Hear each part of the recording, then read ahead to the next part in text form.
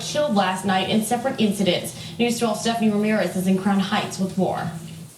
That's right. In total, there were 3 different incidents on the first night of spring in Arboro. And the 2 youngest victims, police tell us, were shot right outside of a park here on Schenectady Avenue and Park Place. And you can see there is still crime scene police tape on the corner here. This is where police tell us 2 teenagers were shot, an 18-year-old and a 15-year-old. The younger teen is expected to be okay. He was shot in the leg, but medical officials say the 18-year-old was shot 3 times in the lower torso and was pronounced dead at the hospital. The second shooting happened in downtown Brooklyn. A 21-year-old, a young man, was killed, shot multiple times again. The last incident was a violent stabbing that happened in the lobby of 299 Putnam Avenue. A 20-year-old was killed there. 3 out of the 4 victims injured last night were all killed in those different incidents, and now police are searching all across the borough for those suspects. And of course, if you have any information on any of those incidents, you can call Crime Stoppers, and remember, you can remain anonymous. We're on Park Place. Stephanie Ramirez, News 12, Brooklyn. He's stopping because he sees children standing around.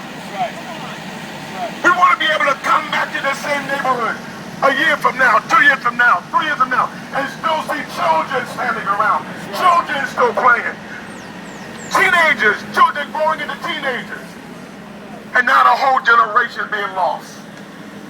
They call the generation a lost generation, but it's really not lost at all.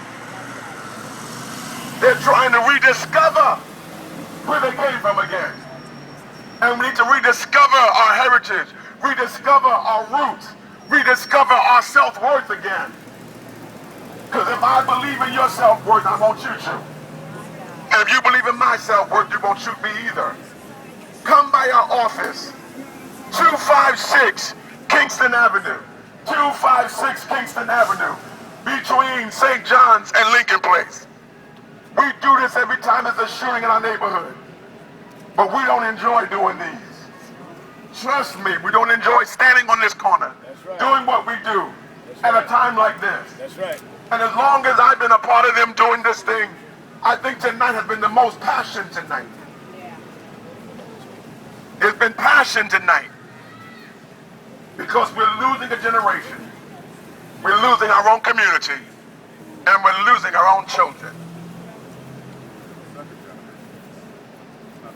We're going to close with the most important chant. You save my child, I save yours. You save my child, I save yours. You save my child, I'll save yours. Let me hear you. You save my child, I'll save yours. Let me hear you. You save my child, I'll save yours. Let me hear you.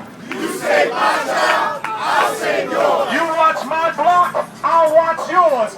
You watch my block, I'll watch yours. You watch my block, I'll watch yours. You watch my block, I'll watch yours. You save my mom, I'll watch yours. You save my mom, I'll watch yours. You save my mom, I'll watch yours. You save my mom, I'll watch yours. You watch my back, I got yours. You watch my back, I got yours. You watch my back, I got yours. You watch my back, I got yours. Let's mean it. Let's mean it. Yes. Assalamu alaikum. This is Hakeem Abdul Adel for the Objective Opinion. Today we're going to give you a short clip from the S.O.S. Save Our Streets non-for-profit organization, focusing on actually protecting our streets and making notice of all the black-on-black crime taking place within our community. We can no longer stand by and remain idle regarding these issues. It's very important that we come out and support these people when they come out and actually speak on your behalf. We need to stop killing ourselves. There are more than enough people out here that's doing it for us. We don't need to contribute to the own self-destruction of the Afro-American male. So with that, I'm going to leave you with this clip.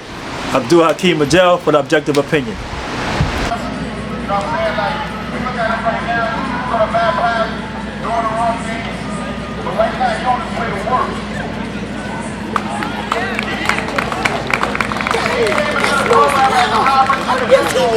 Go call your bomb in the store. That's that lady who came to my school.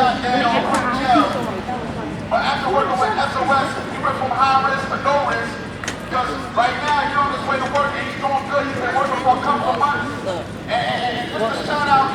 Our brother Daquan, who lost his life, he was part of S.O.S. Warsaw, who was on a path to doing better. But unfortunately, his life was taken. Let's not work on it. They don't get gunned down before they become something great. We don't know what Daquan's life was going to be. But we know that his life was cut short by gun violence. So this is why we out here saying what we're saying, doing what we're doing, struggling, fighting, being out here to work with these individuals. We're not out here to condemn no shooter. We're not out here to condemn life on the lines. This is what we love to do. This is a passion we have to see black people live. Young black men grow up and see another day. A mother could see her son walk through that door like, whoa, my son made it home. My daughter made it home. An uncle could say, my nephew made it home. An aunt could say, my nephew made it home. My niece made it home. And even a young black brother could say, my mom's made it home. So let's keep it real out here, y'all. Let's understand that these guns are killing people out here. And we need to change the behavior and the mindsets. And stop acting like it can't touch your home. It could touch your home. It could be your child. It could be your mother. It could be your father. Just walking by innocently. And bullets could just ring out. Let's not be ignorant to the situation. This is not a condemnation, but at the same time, this is enlightenment. This is an upliftment. To understand that we can do this. There's hope, like I said.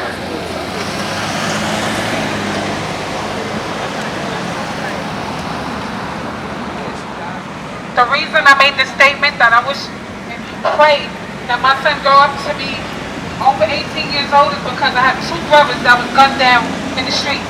My oldest brother was 21, just turned 21 in May and got killed in June. Another brother got killed, he just turned 26 and was killed 6 days later. So what S.O.S is doing, I love it. Every chance that I get, if I hear about any rallies that you have going on, I try to be here because I know what it feels like. I'm a victim of pain. Two brothers, that hurt. I'm still not over it yet. I don't think I'm ever. That's a pain that's never gonna go away. You know, like 18 years old, the child never even had a chance. I pray that my son grow up to be what I want him to be. Right now, I put him in activities so he can be busy, so he can have something to do. Because when these kids don't have nothing to do, the streets will open up their doors. When the mothers, sometimes parents close the doors on their kids. And when the door closed in the house, the streets doors open up. You have to give allowance, you have to, be active with your kid. I'm happy to see young brothers. That means that their parents care. It's always a sad thing when we lose a life of somebody that wasn't even 21 or 25. It's crazy. S.O.S, you guys are amazing for what you do. And people walk past and, they probably don't recognize you guys, but I do. Because I know the pain that I feel, thinking about my brothers, 21 and 26. So I just wanted to say that. I'm not going to lecture you guys, but we need to stop the violence. We need to stop it. Put the guns down. Nowadays you can't even have a fist fight without somebody going around the corner and going to get a gun and going to shoot the person that, it's okay to lose a fight. If you lose a fight, you live to fight another day. But nowadays you can't because of the nonsense going on. But again, S.O.S, you guys are amazing. Keep up the good work. The reason I can't be involved like I want to is because I'm a mother to a child. But he will come with me because he needs to, hear this. So you guys are great. And thank you. That's all right.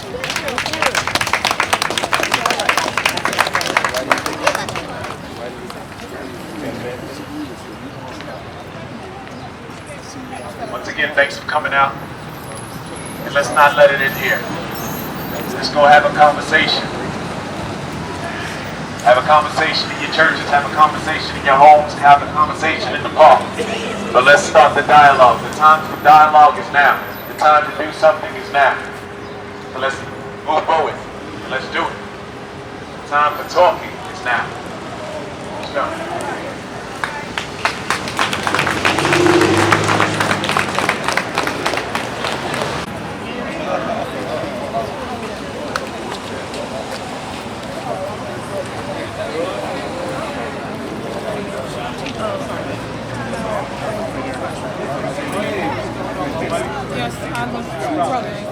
21 and one just turned 26. So I know, how it feels to lose young brothers. That's why, every time S.O.S have the rally in the community, I try to be involved because I'm still in pain myself.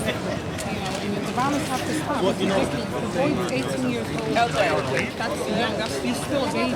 Oh, really sad. So I come out every chance I get. My name is Erica Purcell. E-R-I-C-A-P-U-R-C-E-L-L. I'm sorry I got here. Anthony. Monday night. Save Our Streets organizers say both of the young men were part of their organization and were making progress in their lives. The recent shooting was too familiar to some.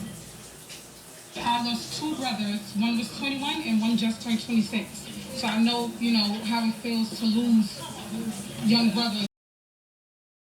Assalamu alaikum. As you can see, these clips become more viral, but it needs to be said, because if we don't view our situation and come up with positive solutions to these problems, our future generations will no longer exist. We can no longer allow other people to do for us what we could do for ourselves. Marcus Garvey said it, Martin Luther King said it, Malcolm X said it. I'm just reaffirming what has already been said. We can no longer stand by idly and expect anyone to take care of us. We have to take care of ourselves. So now is the opportunity for you to evaluate your situation and see how you could be productive to yourself, your family, and then your community. It's very important, and we no longer can actually stand down. Please be a neighbor to your next door neighbor. Do not be your next door neighbor's enemy. Please don't go out there and try to strangle your next door neighbor's wife. That is his wife.